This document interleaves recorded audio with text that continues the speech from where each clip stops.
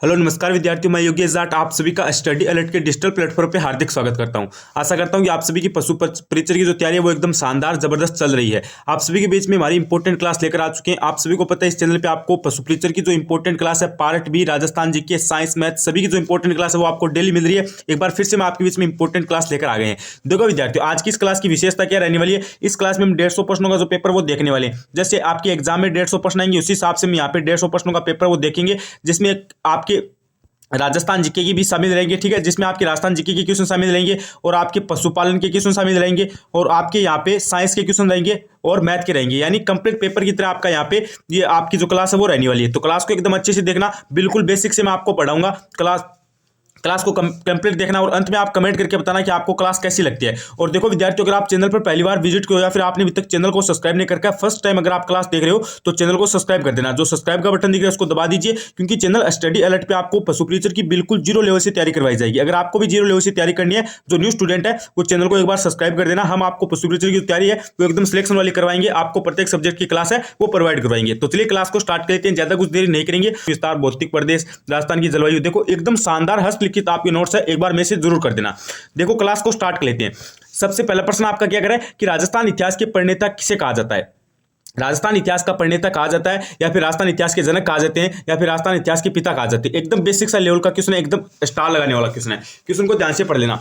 तो क्वेश्चन क्या करे कि राजस्थान इतिहास के प्रणेता ये किसे कहा जाता है, कर्नल टोड को, या फिर हेरोडोटस को, या फिर जॉर्ज थॉमस को, या फिर इनमें से कोई नहीं। क्वेश्चन यहां से तीन टाइप का बन सकता है। एक तो आपको पूछा जाएगा कि राजस्थान के इतिहास का प्रणेता किसे कहा जाता है, एक आपको पूछा जाएगा राजस्थान इतिहास का पिता किसे कहा जाता है, एक आपसे पूछा जाएगा कि राजस्थान इतिहास के जनक कौन है। तो आपका राइट आंसर क्या होगा, ऑप्शन नंबर ए हो जाएगा कर्नल टोड। ऑप्शन नंबर क्या हो जाएगा, ए राइट हो जाएगा। और हिस्ट्री से आपका क्या ये इंपॉर्टेंट है, इस पे स्टार लगा लेना।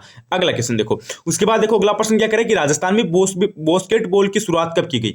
ये भी एक इंपॉर्टेंट प्रश्न है। अब आप इसको इजी मत समझ लेना, इसको आप इजी मत समझ लेना। इंपॉर्टेंट क्वेश्चन है कि राजस्थान में बास्केटबॉल की जो शुरुआत है वो कब की गई। जैसे चार ऑप्शन आपको दे रखे हैं, 1948, 1950, 1970, 1980। चार ऑप्शन आपको दे रखे हैं। देखो विद्यार्थियों, आप सभी को पता है बास्केटबॉल क्या है, राजस्थान का राज्य खेल है। अरे बास्केटबॉल क्या है, राजस्थान का राज्य खेल है। ये बात आपको खुद को पता है, राज्य खेल क्या है, बास्केटबॉल है। ये बात आपको ध्यान रखनी है। अब पूछा क्या गया कि राजस्थान में जो बास्केटबॉल की जो शुरुआत है वो कब की गई। तो आपका राइट आंसर क्या हो जाएगा, ऑप्शन नंबर ए हो जाएगा, यानी 1948 के अंदर। एक को क्या कर दो आप, लॉक कर दो। अगला क्वेश्चन देखो, उसके बाद अगला प्रश्न क्या करे, करसन मृग अभ्यारण्य कहां पर स्थित है। ये देखो आपका कल्चर का क्वेश्चन आ गया, इस पे क्या कर लो, स्टार लगा लो। देखो विद्यार्थी, मैंने बोला था ना हर एक तो आपके सब्जेक्ट के क्वेश्चन डाले गए। जैसे पहला आपका हिस्ट्री का था, उसके बाद आपका जियोग्राफी का आ गया और अब आपका कल्चर का आ गया है। मतलब मिक्स क्लास रहेगी। राजस्थान जीके, पशुपालन, एकदम मजा आ जाएगा। एकदम आप अच्छी तरीके से क्लास को एंड तक देख लेना, कहीं पे भी आप स्किप मत करना। देखो क्या बोल रहा है आपको यहाँ पे कि करसन मृग अभ्यारण्य इसकी जो आपकी शुरुआत है, या फिर ये जो करसन मृग अभ्यारण्य ये आपका कहां पर स्थित है, ये बात आपसे पूछी गई है। ताल छप्पर केंद्र है, सुजानगढ़ केंद्र है, रणथंभौर केंद्र है, कुंभलगढ़ केंद्र है। अब देखो ऑप्शन दो है ना नीचे वाले, ये तो ऐसे ही कट हो जाएंगे। अब आप है ना ऑप्शन नंबर ए और बी में कंफ्यूज मत होना। जैसे आपको पता है जो करसन मृग आपका अभ्यारण्य है वो कहां पर है, ताल छपर के अंदर है। और ताल छपर आपका कहां पर है, सुजानगढ़ के अंदर है। और सुजानगढ़ आपका कौन से जिले के अंदर है, चूरू के अंदर है। देखो विद्यार्थी, एग्जाम में है ना आपको कोई भी अगर आपको स्थान पूछा जाए, अगर उसका मूल स्थान दे रखा है तो आपको मूल स्थान ही राइट करना है। बोर्ड आपको राइट आंसर है वो मूल स्थान ही मानेगा। ऐसा नहीं होगा कि जिला उसका राइट होगा, जिला नहीं होगा, जो मूल स्थान दे रखा है वही आपका राइट होगा। जैसे करसन मृग अभ्यारण्य, इसका संबंध आपको पता है कहां पर स्थित है, ये फिर इसका संबंध कहां से है, ताल छपर से है। अगर यहाँ पे ताल छपर ऑप्शन में नहीं होता तो फिर आपका यहाँ पे सुजानगढ़ राइट हो जाता, लेकिन ताल छपर ऑप्शन में दे रखा है तो आपका ताल छपर राइट हो जाएगा।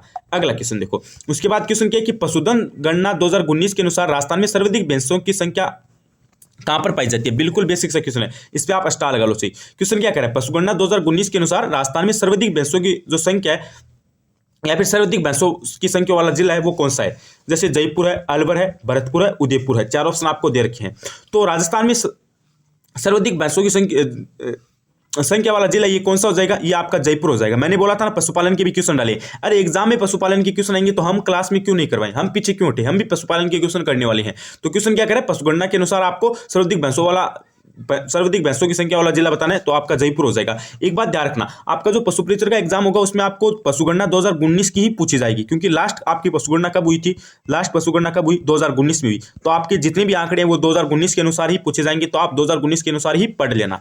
अगला प्रश्न देखो, उसके बाद अगला प्रश्न है कि हमेल शरीर के किस अंग में पहना जाने वाला आभूषण है? ये थोड़ा सा इंपॉर्टेंट है भाई। कर्मचारी चयन बोर्ड ने ये क्वेश्चन पूछा था शायद सीईटी के एग्जाम में, मतलब इस पे स्टार लगा लो। शायद ये 3rd ग्रेड के एग्जाम में पूछा गया या फिर सीईटी के दोनों में से एक एग्जाम में पूछा गया था कि हमेल शरीर के किस अंग में पहना जाने वाला आभूषण है? हाथ में, पैर में, गले में, कमर में। तो इसमें आपका हो जाएगा हाथ में। हमेल आपका कहां पर पहना जाता है? हाथ में पहना जाता है। ऑप्शन नंबर ए राइट हो जाएगा। अगला क्वेश्चन देखो। उसके बाद देखो विद्यार्थियों, अगला प्रश्न क्या करें? राजस्थान का वह स्थल जो पशुपालन का प्राचीनतम साक्ष्य प्रस्तुत करता है। ये देख लो भाई, ये आपका क्वेश्चन इंपॉर्टेंट इसलिए बन जाता है क्योंकि ये एग्जाम आपकी पशु परिचर की, अगर यहाँ पे कोई पटवार की या फिर आपकी कोई जैसे 3rd ग्रेड की या फिर पटवार की या फिर ग्राम सेवक की कोई भी अन्य एग्जाम होती है लेब असिस्टेंट की, तब तो इंपॉर्टेंट नहीं था, लेकिन ये पशु परिचर की एग्जाम है, यहाँ पे ये क्वेश्चन इंपॉर्टेंट है भाई। क्यों है? क्योंकि प्रश्न में क्या पूछा गया है कि राजस्थान का वह स्थल बताना है जो पशुपालन का प्राचीनतम साक्ष्य प्रस्तुत करता है। कौन सा करता है? तो इसमें देखो आहड़, कालीबंगा, बागोर, दर आपको 4 ऑप्शन दे रखे हैं, तो इसमें आपका हो जाएगा बागोर। पशुपालन के साक्ष्य कौन प्रस्तुत करता है? बागोर करता है। ऑप्शन कौन सा राइट हो जाएगा? डी राइट हो जाएगा। कालीबंगा कहां पर है? कालीबंगा गुरुजी आपकी हनुमानगढ़ के अंदर है। कहां पर है? हनुमानगढ़ के अंदर है। आहड़ कहां पर है? आहड़ गुरुजी आपकी उदयपुर के अंदर है। ये बात आपको ध्यान रखनी है। देखो विद्यार्थियों, आप सभी को मैंने जो राजस्थान जीके के लिए नोट्स बताने के लिए आपको मैसेज करने के लिए जो नंबर दिए, इन पे आप कर देना 90 24 31 48 57। एक बात ध्यान आपको रखनी है, आपको बिल्कुल भी यहाँ पे चार्ज नहीं देना। आप ऐसा मत सोचना कि सर जी नोट्स बेच रहे हैं, मैं बिल्कुल से भी नोट्स नहीं बेच रहा हूँ, बिल्कुल फ्री में आपको नोट्स दे रहा हूँ, 1 भी रुपया नहीं ले रहा हूँ। राजस्थान जीके के कंप्लीट नोट्स सही मैं आपको प्रोवाइड करवा रहा हूँ, इसलिए मैंने आपको जो कंप्लीट जानकारी वो दे दी। अगर आपके पास कोर्स नहीं है, अगर आपके पास बुक नहीं है, तो नोट्स से पढ़ो, एकदम अच्छे नोट्स है, हस्तलिखित नोट्स है, बढ़िया बनाए गए हैं। एक बार आप पढ़ोगे तो आपको खुद को मजा आ जाएगा। बस आपको मैसेज करना है, बिल्कुल फ्री में आपको प्रोवाइड करवाई जाएंगे। उसके बाद देखो, किस नदी को ऋग्वेद में सबसे पवित्र माना गया है? किस नदी को ऋग्वेद में सबसे पवित्र माना गया? ये थोड़ा सा इंपॉर्टेंट है भाई। जैसे सरस्वती को, यमुना को, गंगा को, इनमें से कोई नहीं। तो सरस्वती नदी है ना, इसको ऋग्वेद के अंदर क्या माना गया है? सबसे पवित्र माना गया है। और ये क्वेश्चन कर्मचारी चयन बोर्ड ने प्रश्न पूछा था शायद आपके लेब असिस्टेंट की एग्जाम में, तो इसमें आपका ऑप्शन नंबर ए राइट हो जाएगा। किस नदी को ऋग्वेद में सबसे पवित्र माना गया है? तो इसमें आपका हो जाएगा सरस्वती को। अगला प्रश्न देखो। उसके बाद देखो, अगला प्रश्न आपका क्या कह रहा है? राजस्थानी रियासतों में सबसे पहले किस रियासत में प्रजामंडल की स्थापना हुई? ये थोड़ा सा इंपॉर्टेंट है भाई। ये क्या है? ये आपका स्टिच इंपॉर्टेंट है, इस पे आप स्टार लगा लो। प्रश्न आपसे क्या पूछा गया कि राजस्थानी रियासतों में सबसे पहले किस रियासत में प्रजामंडल की स्थापना हुई? मेवाड़, अलवर, जयपुर, प्रतापगढ़, 4 ऑप्शन आपको दे रखे हैं। तो किस रियासत में प्रजामंडल की स्थापना हुई थी? तो इसमें आपका हो जाएगा जयपुर। ऑप्शन नंबर आपका सी राइट हो जाएगा। स्टिच इंपॉर्टेंट क्वेश्चन है भाई, ध्यान से देख लो। प्रश्न क्या पूछा कि राजस्थान रियासत में सबसे पहले, राजस्थानी रियासतों में सबसे पहले किस रियासत में प्रजामंडल की स्थापना हुई? तो आपका हो जाएगा राजस्थानी रियासतों में जयपुर रियासत में सबसे पहले प्रजामंडल की स्थापना हुई। ऑप्शन नंबर सी राइट हो जाएगा। अगला प्रश्न देखो। उसके बाद अगला प्रश्न है कि राजस्थान में 1857 की जो आपके विद्रोह है, ठीक है, राजस्थान में जो 1857 का जो विद्रोह है उसकी जो शुरुआत है वो कहां से हुई है? ये प्रश्न पूछा गया। यानी राजस्थान में 1857 के विद्रोह की शुरुआत कहां से हुई थी? नीमच छावनी से हुई, एनीपुरा छावनी से हुई, देवली छावनी से हुई, या फिर नसीराबाद छावनी से हुई? स्टेशन इंपॉर्टेंट क्वेश्चन है। तो राजस्थान में जो आपका 1857 का जो विद्रोह था, ठीक है, उसकी जो शुरुआत है वो आपकी कहां से हुई थी? तो इसमें आपका गुरुजी हो जाएगा ऑप्शन नंबर डी राइट, यानी नसीराबाद छावनी से हुई थी। डी को लॉक कर दें क्या? वेरी गुड गुरुजी, डी को लॉक कर दो, डी ऑप्शन आपका राइट हो जाएगा। चलो, डी ऑप्शन आपका राइट हो गया। अगला प्रश्न देखो। उसके बाद देखो, अगला प्रश्न क्या करें? स्वतंत्रता संग्राम सेनानी एवं शहीद सागरमल गोप्पा कहाँ के निवासी थे? ये देखो भाई, आपका इंपॉर्टेंट है भाई, इस पे आप स्टार लगाओ, क्योंकि ये क्वेश्चन देखो शायद 2-3 एग्जाम में पहले भी आ गया है। सीधा सीधा आपको प्रश्न ऐसा पूछा जाएगा, क्वेश्चन को आप आसान भाषा में समझो, क्वेश्चन को आसान लैंग्वेज में समझो। क्वेश्चन क्या है? सागरमल गोप्पा का संबंध कहां से है, या फिर सागरमल गोप्पा ये कहां के निवासी थे? ये आपको पता है, जब आप सोशल साइंस पढ़ते थे ना, शायद कक्षा 6 से लेकर 10 के बीच में कोई भी एक आपकी बुक थी, उसमें एक चैप्टर में ये प्रश्न आता था, ठीक है, यानी एक चैप्टर था उसमें आपकी सागरमल गोप्पा की कहानी दी गई थी। तो आपको पता है ये क्वेश्चन है, ये आपका इंपॉर्टेंट है, क्योंकि सागरमल गोप्पा है वो कहाँ के निवासी थे या फिर उनका संबंध किससे था? ये क्वेश्चन एग्जाम में सीधा सीधा आ सकता है। जैसलमेर, बीकानेर, अजमेर, जोधपुर, 4 ऑप्शन आपको दे रखे हैं। तो सागरमल गोप्पा ये आपके कहाँ के निवासी थे? तो इसमें आपका ए ऑप्शन राइट हो जाएगा, जैसलमेर के थे भाई। कौन सा ऑप्शन राइट हो जाएगा गुरुजी? ऑप्शन ए राइट हो जाएगा। चलो, एक को लॉक कर देते हैं। एक बात आप ये भी ध्यान रखना कि आपका जो एक कजरी है, ठीक है, अगर आपको पूछ लिया जाए कजरी संस्था ये आपकी कहां पर स्थित है, अगर आपको पूछ लिया जाए राजस्थान में कजरी कहां पर स्थित है, तो आप क्या बताओगे? जोधपुर के अंदर है। ये भी बात आपको ध्यान रखनी है, यहाँ पे कजरी कहां पर हो जाएगी? जोधपुर के अंदर हो जाएगी। और बीकानेर के अंदर आपको पता है भाई क्या है? अरे बीकानेर के अंदर आपको पता है राष्ट्रीय ऊंट अनुसंधान संस्था, ठीक है, राष्ट्रीय ऊंट अनुसंधान संस्था ये आपकी कहां पर है? अनुसंधान केंद्र, संस्था नहीं, अनुसंधान केंद्र ये कहां पर है? बीकानेर के अंदर है। और मरु आपको पता है कहां पर स्थित है? ये आपका जैसलमेर के अंदर है। अगला प्रश्न देखो। उसके बाद अगला प्रश्न है कि राजस्थान की सबसे कम सीमा किस राज्य के साथ लगती है?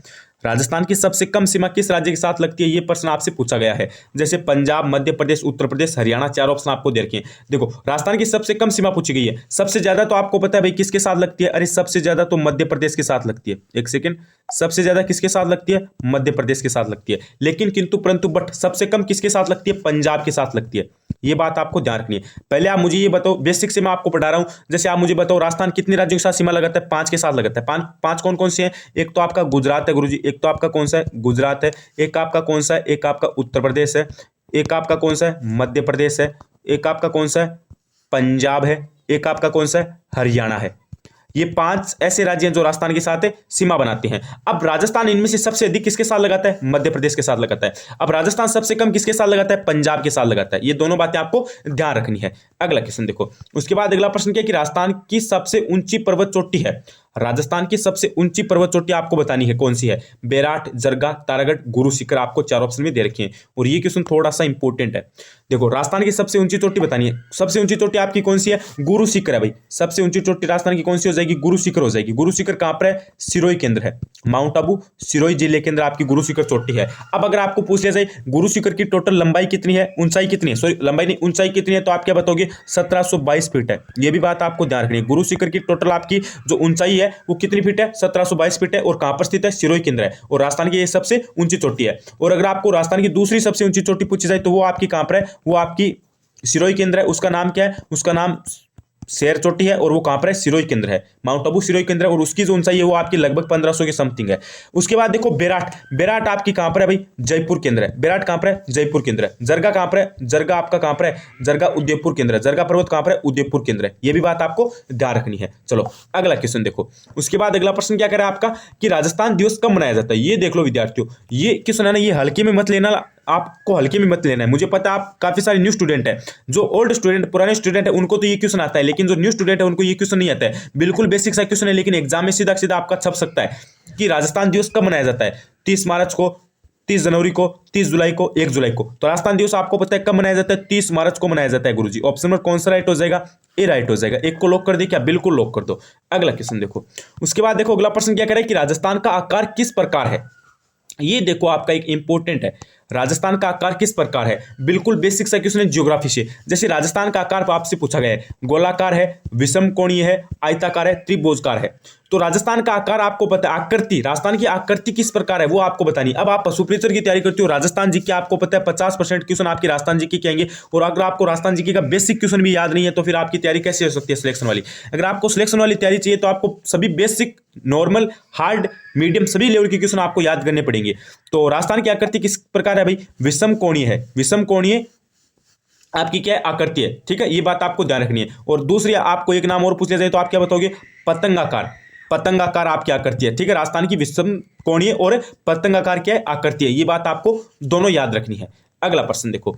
उसके बाद अगला प्रश्न है कि राजस्थान का पूरा क्षेत्रफल भारत का कितना है। राजस्थान का पूरा क्षेत्रफल ये भारत का कितना प्रतिशत है। जैसे 5% है, 9% है, 11% है, 15% है। देखो इसमें ना वो टोटल 11 नहीं है, टोटल 11 नहीं है, वो कितना है आपका 10.41 है। ये बात आपको ध्यान रखनी है।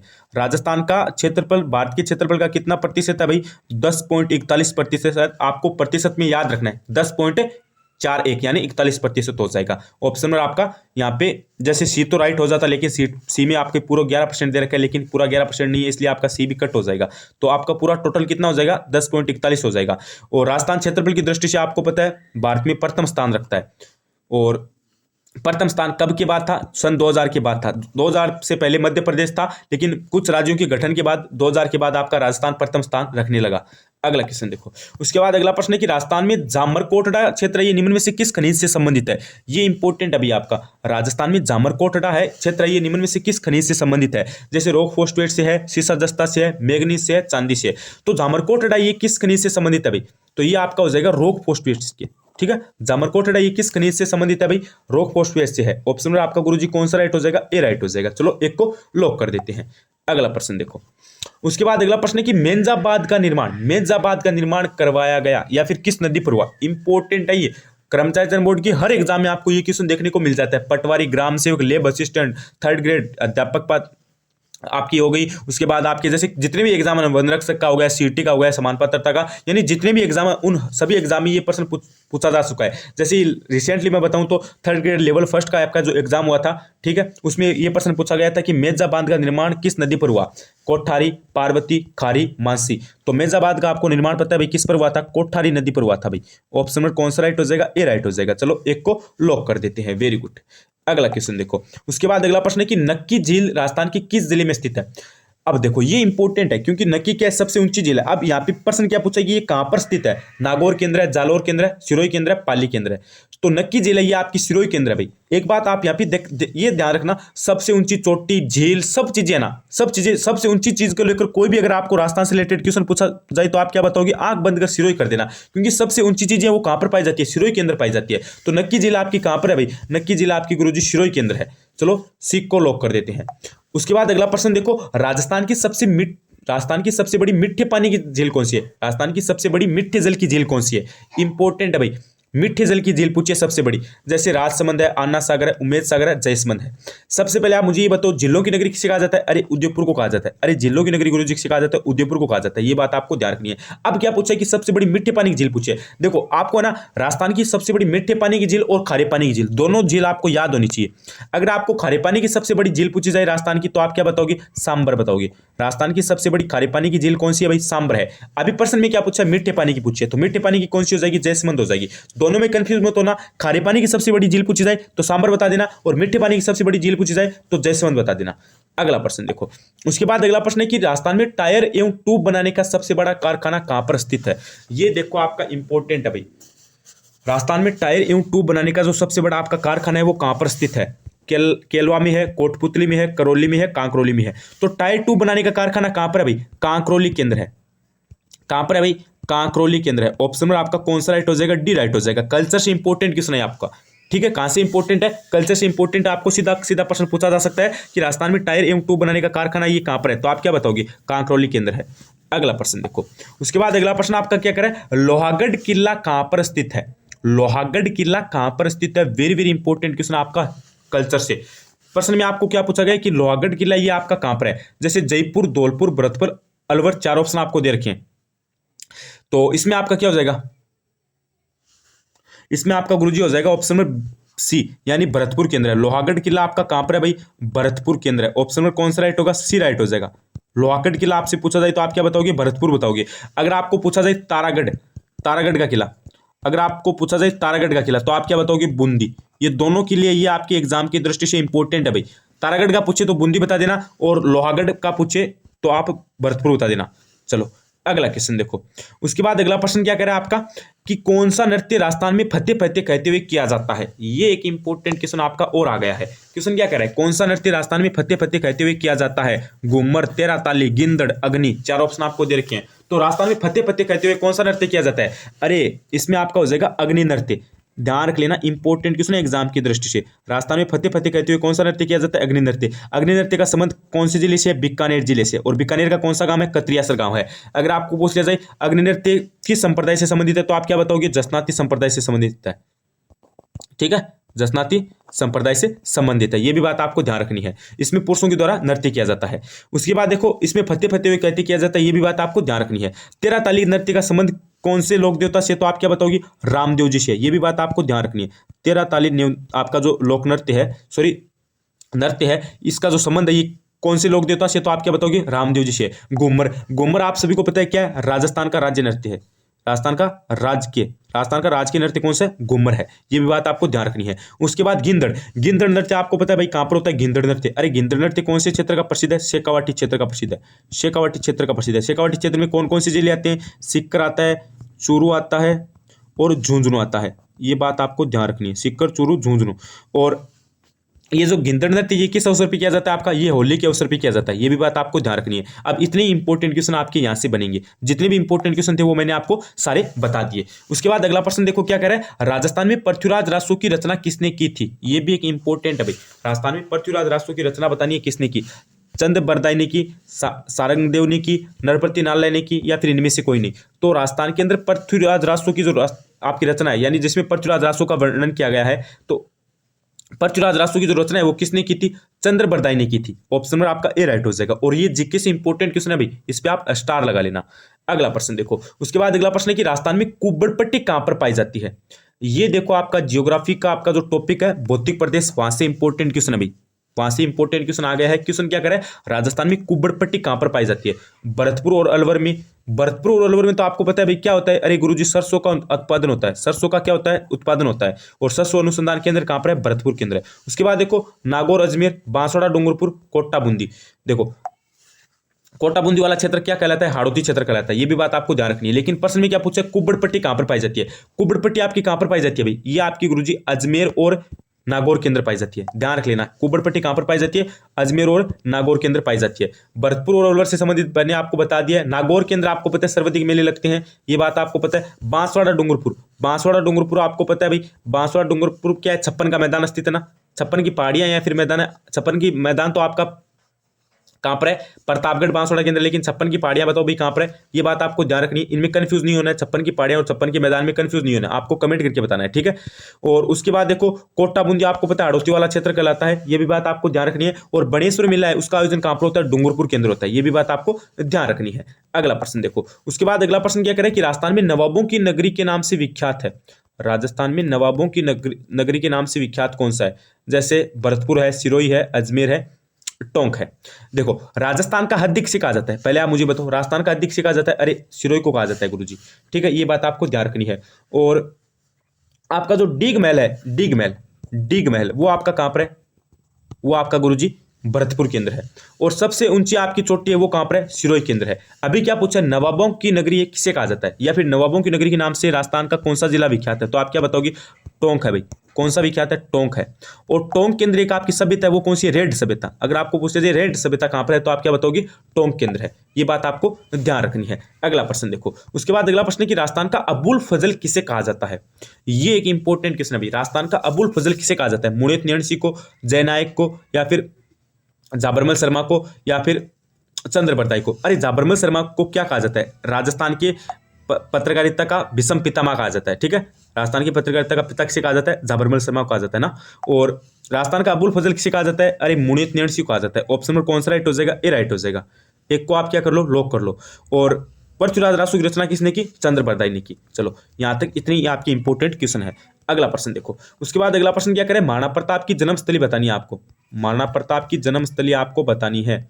चार ऑप्शन आपको दे रखे हैं, चित्तौड़गढ़ है, या फिर कुंभलगढ़ है, या फिर उदयपुर है, या फिर हल्दीघाटी है। अरे महाराणा प्रताप की जन्मस्थली क्या है भाई?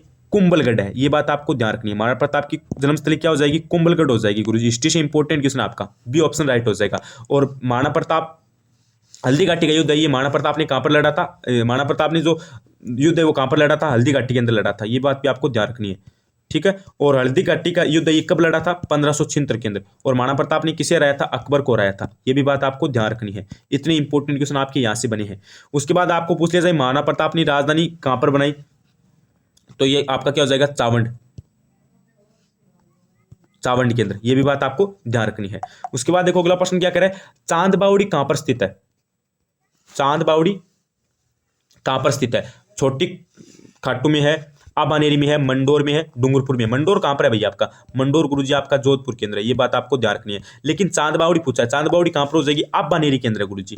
अब आप मुझे कमेंट करके ये बताना आबानेरी आपका कहां पर है। आप कमेंट करके मुझे ये बताना आबानेरी है ये आपका कौन से जिले में है, ये बात आपको कमेंट करके बतानी है। उसके बाद देखो विद्यार्थियों, आपका अगला प्रश्न क्या करे, मोतीलाल तेजावत का संबंध था। मोतीलाल तेजावत का संबंध बताओ भी किससे था?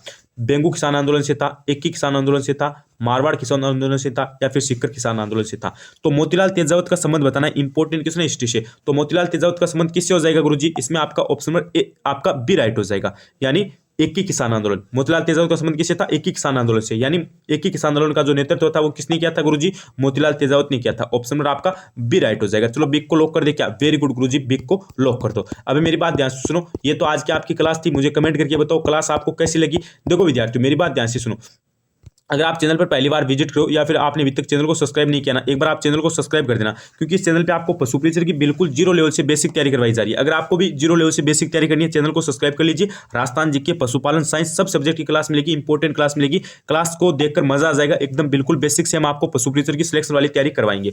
और देखो विद्यार्थियों, बिल्कुल फ्री में मैं आपको राजस्थान जीके के नोट्स दे रहा हूँ। आपको करना क्या है, 90 24 31 48 58 पे मैसेज कर देना है। नंबर नोट कर लो, 9024314858 पे मुझे पशु प्रीचर स्टूडेंट के नाम से मैसेज कर देना है। मैं आपको भूगोल, कला, संस्कृति, इतिहास, इन सभी के जो नोट्स है वो मैं प्रोवाइड करवा दूंगा बिल्कुल फ्री में। आपको करना क्या है, बस मैसेज करना है। आपको मैंने नंबर दे रखे हैं।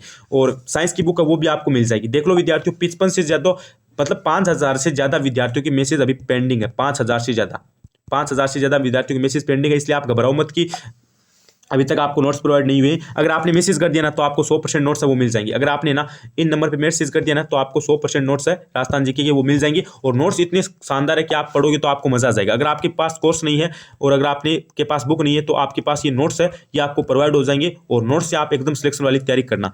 तो आज की इस क्लास को हम यहीं पे समाप्त करते हैं। बने रहिए चैनल के साथ। क्लास कैसी लगी देखो विद्यार्थियों, नोट्स इतने शानदार है कि आप पढ़ोगे ना तो आपको मजा आ जाएगा। मतलब आपको पता है जीके आपका वेटेज है कितना है, जीके का 50% वेटेज है, यानी पशु प्रीचर का पेपर ये 50% जीके में से आएगा।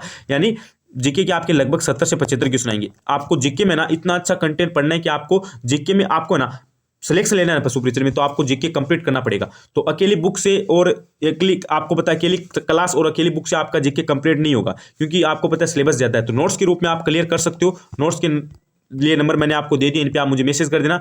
और नोट्स आप मैसेज करोगे उसके लगभग 2 घंटे में आपको प्रोवाइड है वो हो जाएंगे। तो आज की इस क्लास को यहीं पे समाप्त करते हैं। बने रहिए चैनल के साथ। क्लास कैसी लगी कमेंट करके जरूर बताना। और like share subscribe, study alert. धन्यवाद, थैंक यू।